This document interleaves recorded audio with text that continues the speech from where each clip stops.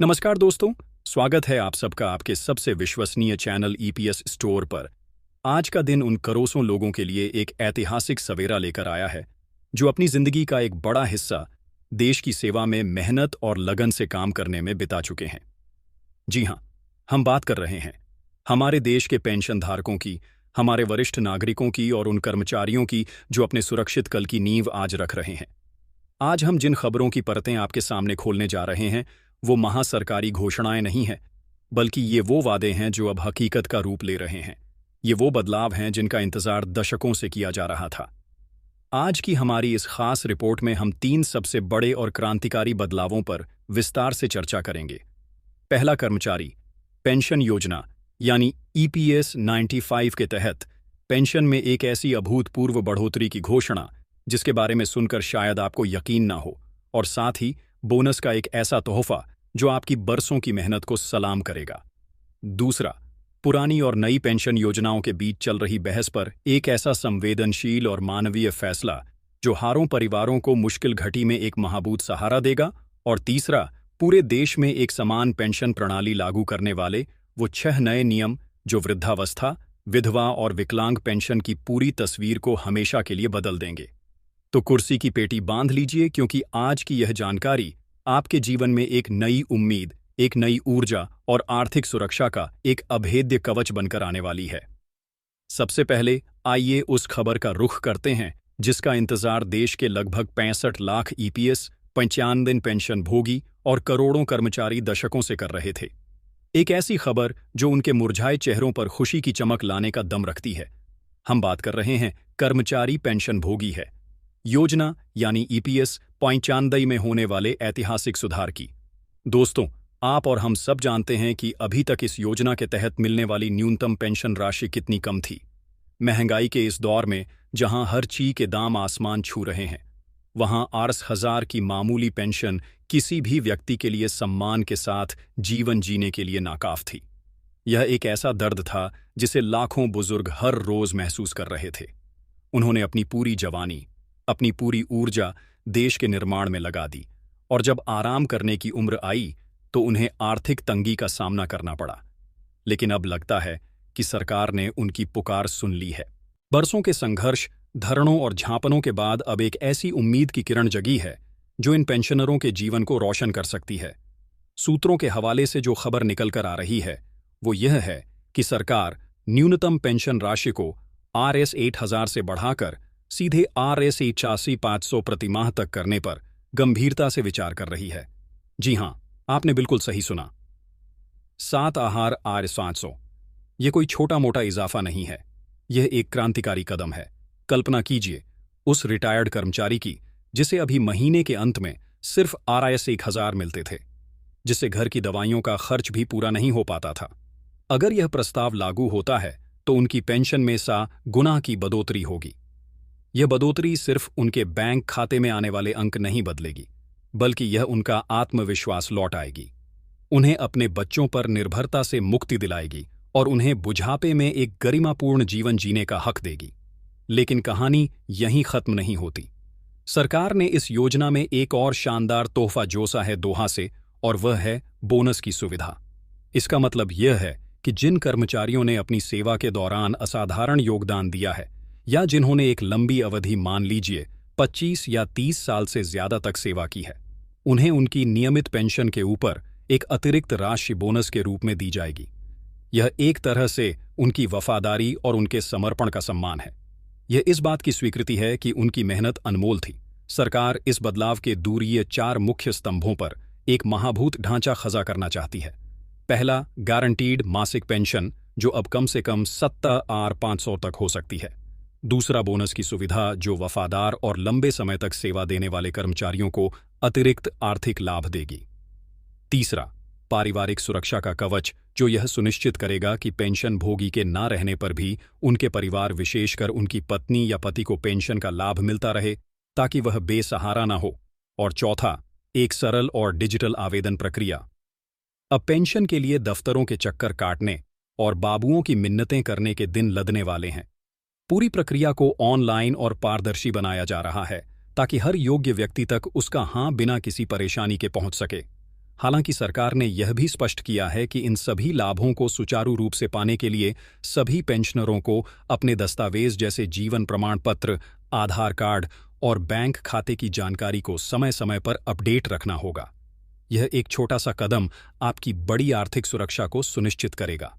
अब रुक करते हैं हमारी दूसरी बड़ी खबर की ओर, जो सीधे तौर पर सरकारी कर्मचारियों के दिलों से जुड़ी है। एक ऐसी खबर जो सुरक्षा और निश्चितता जैसे शब्दों को फिर से परिभाषित करती है।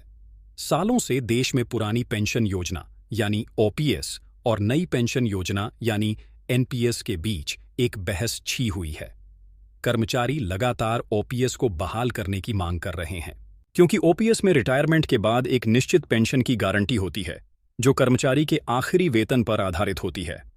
वहीं अप्रैल 2005 के बाद लागू हुई यूनिफाइड पेंशन स्कीम या नई पेंशन स्कीम बाजार आधारित है, जिसमें पेंशन की कोई गारंटी नहीं होती।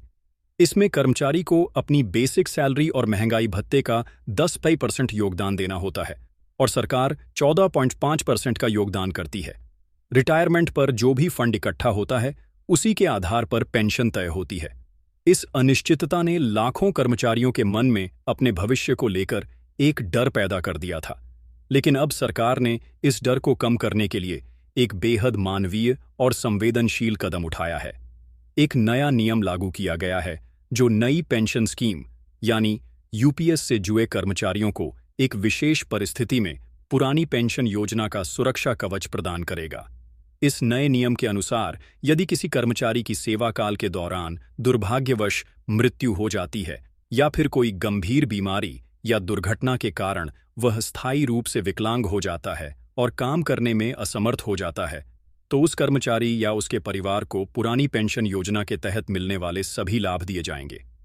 इसका मतलब यह है कि उस कर्मचारी के परिवार को कर्मचारी के अंतिम वेतन का 50% हिस्सा पारिवारिक पेंशन के रूप में मिलेगा। साथ ही समय समय पर बढ़ने वाले महंगाई भत्ते का भी लाभ मिलेगा। ग्रेच्युटी और अन्य सभी लाभ भी ओपीएस के मानदंडों के अनुसार ही दिए जाएंगे। यह एक बहुत बड़ा राहत भरा फैसला है। यह उन परिवारों के लिए एक वरदान है जिनके घर का कमाने वाला सदस्य किसी अनहोनी का शिकार हो जाता है। यह फैसला इस बात को सुनिश्चित करता है कि ऐसी दुखद घड़ी में परिवार को आर्थिक रूप से दर-दर की ठोकरें ना खानी पड़े। यह उन्हें एक झटके में सच पर आने से बचाता है।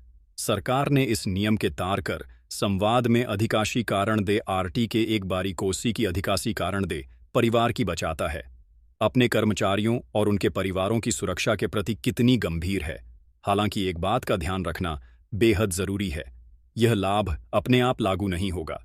इसके लिए कर्मचारी को एक चयन फॉर्म भरकर अपने विभाग में जमा करना होगा, जिसमें वह यह विकल्प चुनेगा कि ऐसी किसी दुर्भाग्यपूर्ण घटना की स्थिति में वह या उसका परिवार ओपीएस के लाभ लेना चाहता है। यह प्रक्रिया पारदर्शिता सुनिश्चित करने और कर्मचारी को चुनाव का अधिकार देने के लिए बनाई गई है। यह कदम ओपीएस और एनपीएस के बीच एक सेतु का काम कर रहा है, जो नई व्यवस्था की अनिश्चितताओं को पुरानी व्यवस्था की सुरक्षा से संतुलित करता है। और अब अंत में हम उस खबर पर आते हैं जो देश के पेंशन सिस्टम में एकरूपता और पारदर्शिता लाने के लिए एक मील का पत्थर साबित होने वाली है। अब तक हमारे देश में सामाजिक सुरक्षा पेंशन यानी वृद्धावस्था पेंशन, विधवा पेंशन और विकलांग पेंशन को लेकर एक बड़ी समस्या थी।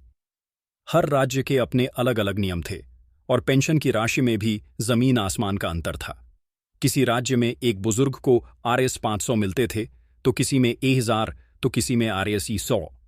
इस असमानता को खत्म करने और पूरे देश में एक समान पारदर्शी और महाभूत पेंशन प्रणाली स्थापित करने के लिए सरकार ने यूनिफाइड पेंशन स्कीम के तहत 6 बड़े और सार्वभौमिक नियम लागू कर दिए हैं। यह नियम अब किसी एक राज्य के लिए नहीं, बल्कि पूरे भारतवर्ष के लिए हैं। पहला और सबसे बड़ा नियम है न्यूनतम पेंशन राशि का। अब किसी भी राज्य में किसी भी पात्र वृद्ध, विधवा या विकलांग लाभार्थी को प्रतिमाह आरएस 1500 से कम पेंशन नहीं दी जाएगी।